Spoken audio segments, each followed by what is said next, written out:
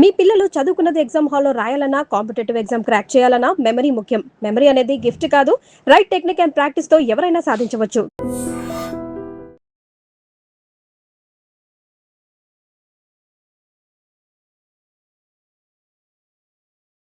ప్రపంచవ్యాప్తంగా సెంట్రల్ బ్యాంకులన్నీ డాలర్లను వదిలేసి బంగారం మీద పెట్టుబడులు పెడుతున్నాయి.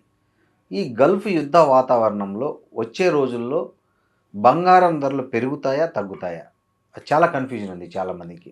బంగారం యాక్చువల్గా ఇప్పుడున్న పరిస్థితుల్లో అయితే హ్మ్. యుద్ధాలు ఎప్పుడైతే బయలుదేరుతాయో అప్పుడు ఆటోమేటిక్గా రేట్లు పెరగాలి. హ్మ్. కానీ దానికి విరుద్ధంగా రేట్లు తగ్గుతున్నాయి. ఎంత రేట్లు తగ్గాయంటే బంగారాన్ని తీసుకుంటే సుమారుగా 36,000 రూపాయల డిఫరెన్స్ వచ్చింది. అంటే ఈ సంవత్సరంలో పెరిగినటువంటి రేటుకి ఈ సంవత్సరంలో తగ్గిన రెండింటి మనం కంపేర్ చేసుకున్నట్టయితే 36,000 రూపాయలు మొత్తం దాదాపుగా తగ్గిపోయింది. హ్మ్.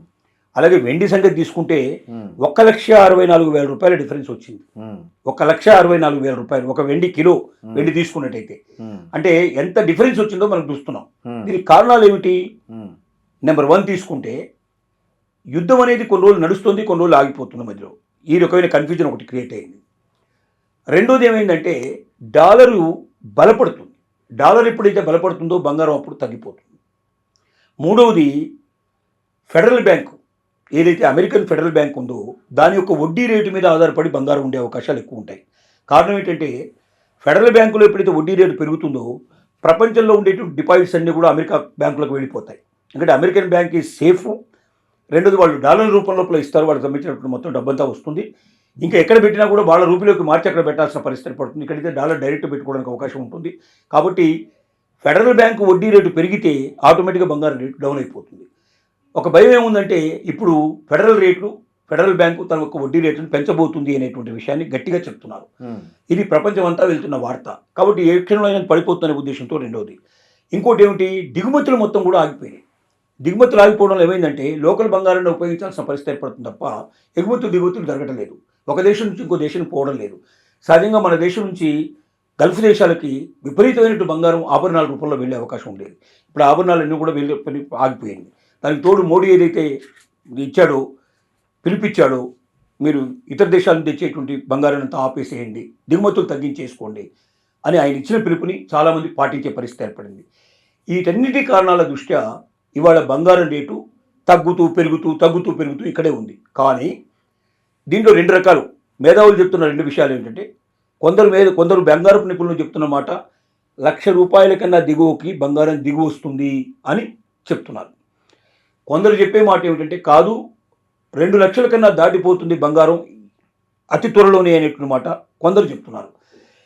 కానీ ఇద్దరు చెప్పే మాట మాత్రం ఒకటేమిటంటే 2027 ఏప్రిల్ నాటికి బంగారం రేటు 4 లక్షలకు చేరినా ఆశ్చర్యపడాల్సిన అవసరం లేదు అని, వెండి రేటు 6 లక్షలకు చేరినా ఆశ్చర్యపడాల్సిన అవసరం లేదని ఇద్దరు చెప్తున్నారు. అంటే ఇప్పుడు తాత్కాలికమైన వాటిల్లో ఇద్దరికి డిఫరెన్సెస్ ఉన్నాయి. కారణం ఏంటంటే కొనే వాళ్ళకి ఇది రైట్ టైం. కొనదలుచుకుంటే అంటే మళ్ళీ అమ్మకుండా మీరు 2027 ఏప్రిల్ దాకా పెట్టుకోదలుచుకుంటే ఖచ్చితంగా ఇప్పుడు కొనుక్కోండి. రేటు 5,000 10,000 తగ్గుతుందా పెరిగిందా విషయం కాదు. మీరు ఇవాళ 1,40,000 సుమారుగా 40 నుంచి 46,000 మధ్యలో ఇవాళ ఉన్నట్టు పరిస్థితి. 1,45,000 ఇవాళ మీరు కొన్నారు. మీకు 4 లక్షలు అయిందంటే 3 రెట్లు బాగా పెరిగిపోయినట్టు లెక్క. 4 లక్షలు దాటిపోతుంది. కాబట్టి మీరు అమ్మకుండా ఉండాలని కోరుకొని పెట్టుబడి రూపంలోనే ఉంచుకోవాలని మీరు కోరుకుంటే మాత్రం తీసుకోవడానికి ఇది రైట్ టైం. అమ్మదలుచుకున్న వాళ్ళు మాత్రం ప్రజెంట్గా అమ్మకూడదు. మీరు ఖచ్చితంగా కొనే వాళ్ళకి రైట్ టైం, అమ్మే వాళ్ళకి బ్యాడ్ టైం. అమ్మకుండా ఉండి మీరు ఏప్రిల్ దాకా మీరు 2027 ఏప్రిల్ దాకా మీరు వెయిట్ చేయగలిగితే మీరు ఇప్పుడు అమ్మితే మీరు వచ్చే డబ్బు కన్నా కనీసం 3 ఎక్కువ మీకు వచ్చే అవకాశాలు ఉన్నాయి. కాబట్టి ఇది దృష్టిలో పెట్టుకొని కొనేవాళ్ళు కానీ అమ్మేలు కానీ వ్యవహరిస్తే మీరు తెలివైనటువంటి మీరు దీనికి బంగారపు కొనుగోలుదారులుగా మీరు మారుతారని అనిపిస్తుంది మనకు.